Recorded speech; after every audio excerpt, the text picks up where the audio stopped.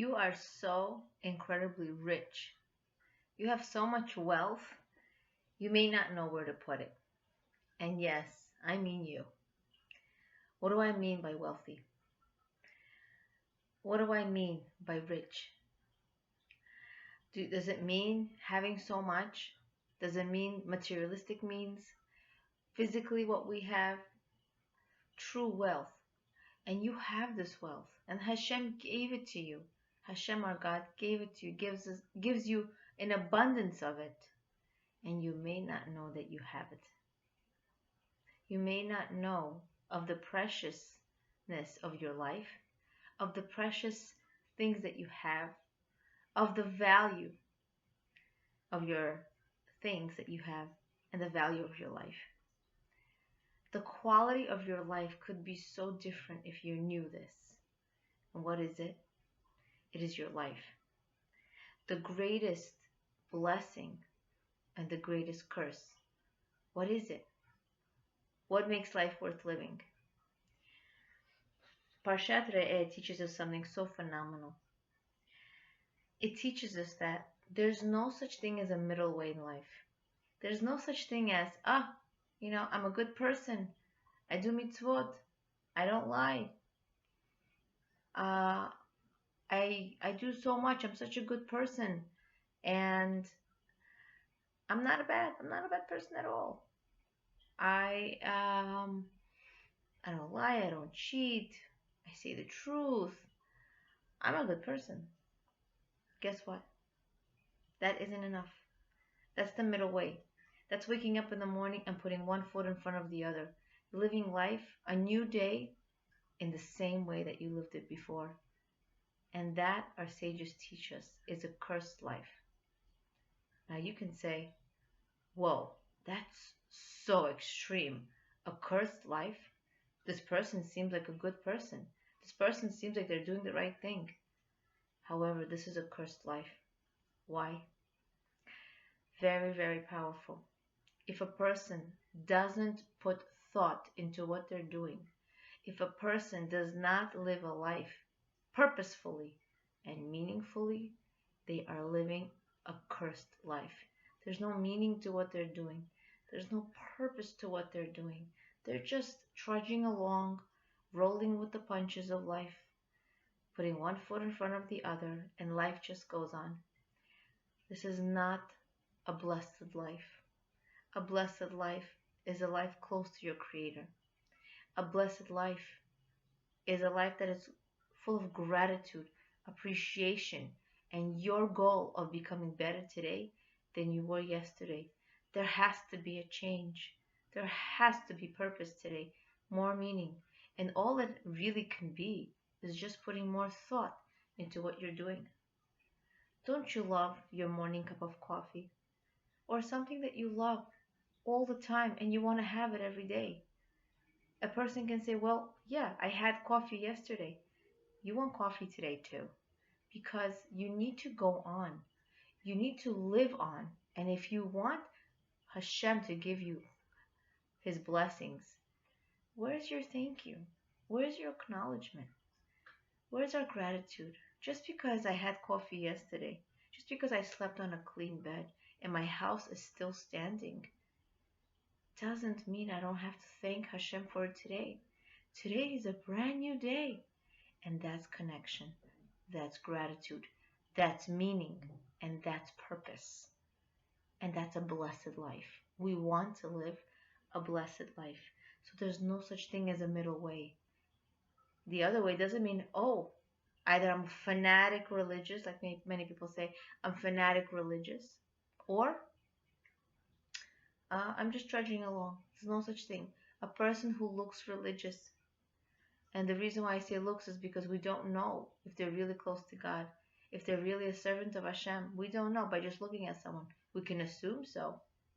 But let's say a person looks religious, and they're doing mitzvot day in and day out, without putting thought into it. That's also a cursed life. You know why? Because it's without thought. It's without meaning. It's just robotic movements day in, day out. And we need to put thought into what we're doing. And that is a blessed life close to your creator, having a good connection, a meaningful correct connection with your creator. And we don't want to live like a sleepwalker. People who live life like this in a cursed way are sleepwalkers. They're semi drugged. Their state is semi drugged. They're not thinking, they're just trudging along. Life just happens. Just happens. No matter how long a person lives, 70, 80, 90 years, a person's going to say, it passed by so fast. It passed by so fast. No matter how long. Life is quick, and I personally know someone who's close to 100 years old. And she tells me, life is so fast. It's so quick. So we want to capitalize on the days. We want to capitalize on what we have, make the most out of our life, because life is meant to be purposeful. We're supposed to leave an imprint. We're supposed to leave an imprint on our life, on every day. And you know what the worst curse is? The worst curse is when a person leaves this world after 120 years, hopefully. Life just goes on as normal. Everything goes on as usual. They didn't leave an imprint in the world. They didn't make a difference in the world. They weren't a mover and a shaker. Life just went on. They didn't make an impact on the world. And you know how you make an impact on the world? By having an impact on yourself. By changing yourself, you automatically reverberate the cosmos. You change the whole world by your actions. We have the control panel of how the world is, of how the world functions. When we do mitzvot, even if it's in a subtle way, we change the whole world. And it's such a beautiful, beautiful blessing to be that agent, to be that helper of Hashem, to be a true Ovid Hashem, a servant of HaKadosh Baruch Hu.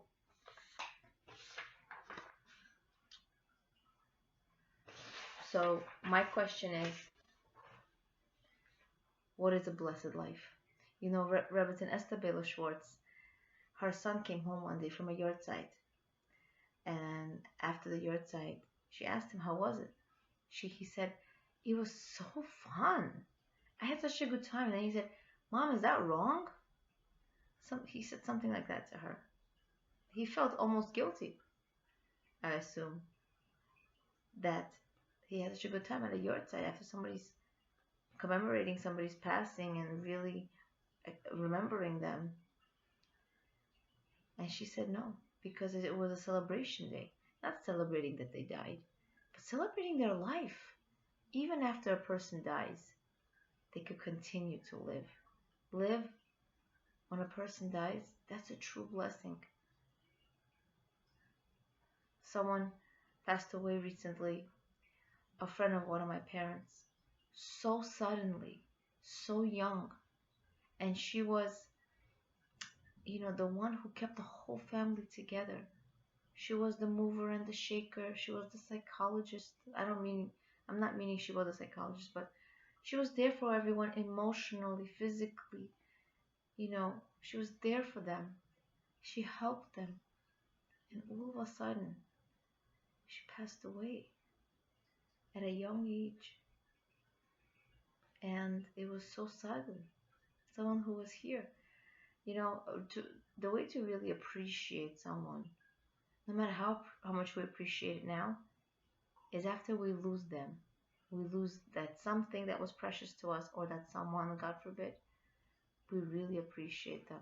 It's just human nature, no matter how much you appreciate them now. So continue appreciating, because really, it's so, so dear to us. The person is so, so dear to us.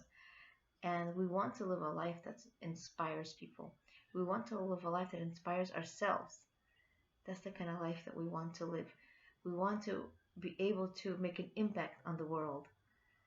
And for people to say, listen, this person was so amazing. Let me tell you about them. Not, what do I say? I don't know. What should I say? We should be able to say a lot about people because they did make an impact on the world, and that's a tremendous gift. We want to be that type of person. So truly, life is live. If it's lived as a blessing, that's real life, and we have that choice. We want to live a life full of blessing. We want to live a blessed life. The choice is ours. Choose life. Rabbi Fran on the Parsha says, the Parsha states the following. See, Hashem says, see, I'm setting before you on this day blessings and curses. End quote. Why does Hashem has to say, see, I'm setting before you, which he says, see in a singular sense, meaning he's talking to one person. And then he says, I'm setting before you on this day blessings and curses. You meaning plural. So in the beginning he looks like he sounds like he's talking to one person. But afterwards he's referring to you as a lot of people in the plural sense. What he means is that I want you to pay attention. You in a singular. I give everybody blessings and curses. I give everybody blessings. But it's up to you to see it as a blessing and not a curse. Everybody. People want kids, I give them kids. People want parnasa tova, money, I give that to them. People want good health, I give that to them. Who's going to acknowledge it? Who's going to see it? Do you see it? That's why every day I must thank Hashem for everything that I have. And that's my practical pointer to you. Every day, spend 10 minutes thanking God for what you have. Even if it's that cup of coffee and you want to talk about the kind of sugar you put, the kind of brand of coffee you like, the kind of milk you like, if you like your coffee very hot or very cold. Give in as much details as possible and thank Hashem for everything. Because we may think that, what's salt? Salt is little. What's a little bit of sugar? But it could really make the meal or make the meal so distasteful, or that drink. So really, even though something looks a little bit, can do really a lot for you. So you just to spend 10 minutes a day thanking God for what you have, even if it's a small thing, to a big thing like health, to a big thing like family, to good children, to children at all. It's all a blessing. To finding your parking spot, to being on time for work. It's a blessing. To even waking up in the morning. That's a blessing. You'll find that after 10 minutes of saying thank you, you'll have so many more thank yous to say. You just pass by. If you can't do 10, you can do less. Just make sure you continue trying and striving to see gratitude in your life, to see your life is truly blessed. And it's up to you to see that blessing. So it's very, very important that we see that the word see means pay attention. Look what I gave you. Look what I gave you. And if God sees that we thank Him, we become a vessel to receive so much more. So much more. So we know that blessings are not always obvious, and that's why it's hard to see them as a blessing. You know, a difficult child, a parent can feel like they're cursed, whether, God forbid, the child is challenging in a physical way, in a cognitive way, whatever that it is. It's a challenging child, behavioral way, and the child is difficult, and the parent says, you're a blessing. You're teaching me so much patience. A difficult spouse can teach us so much acceptance, because if the person is really a good spouse and has one or two traits that we just can't stand, it's good. It's a blessing. It teaches us humility and acceptance and vulnerability, that we're open to seeing this stuff and acknowledging and choosing to see the good in the person. It's so incredibly, incredibly important. Financial constraints can mean that I'm so totally dependent on Hashem. When my job isn't working out, my husband's job isn't working out, when expenses are rising, I can only trust God, and I can only ask Him for everything. Financial constraints means I acknowledge that Hashem is my Parnasa giver. He gives me everything that I need. All of these things are blessings in disguise. If we don't make an effort to see the blessings, we may not even be aware that we were blessed. It's like having $2 million in the basement of your house, or in your backyard, or in your apartment, and you just didn't know about it. If you knew about it, you would be so much more grateful. And you have so many blessings. Just pay attention to them. They may look like curses, they may be challenging, but just look at them in a positive way. You'll see it as a blessing. Seeing a blessed life, we are seeing a sweet life, full of joy, full of appreciation. It's quality living. So let's not deprive ourselves of a wonderful, sweet life. It doesn't mean life is easy, but life is sweet. Remember, life has ups and downs, ups and downs, ups and downs. That's a heartbeat. A heartbeat needs to have the monitor will show up and down movements. And you know what that means? That means life. That means when I have a challenge, I acknowledge I have that challenge and maybe I fail. But you know what? Failure means staying down. Failure means you're not trying anymore. Success means getting up after you fall. That's success. Because success doesn't mean you never make mistakes. Success means you get up after you fall. So we need to remember that true life, a blessed life, is seeing everything that I have as a blessing. Everything that I have is a blessing, and I choose to see it as a blessing. And you know what? The happier you are with your circumstances in your life, the more reasons Hashem will give you to be even happier. Leah Abramov would like to appreciate the insights of Growth Through Torah by Rabbi Zelik Pliskin, as well as Rabbi Fran on the Parsha. Leah Abramov, Being and Becoming, awakening awareness of your greatness and potential.